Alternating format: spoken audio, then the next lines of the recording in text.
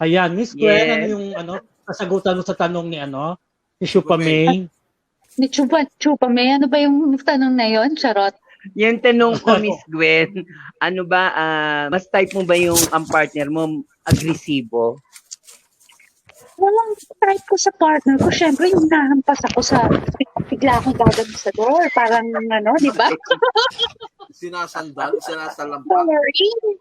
Di ba? Mas, Kasi, kailangan pag kayo, is talagang meron yung, like what I said, excited kayo sa isa't isa. Hindi lang yung biglang sex. Ganun lang yun. Diba? Dapat may foreplay.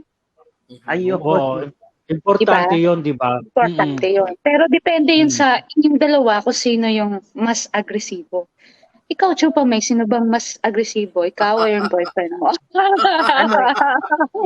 Inuuntog muna ako sa pader pag walang 500.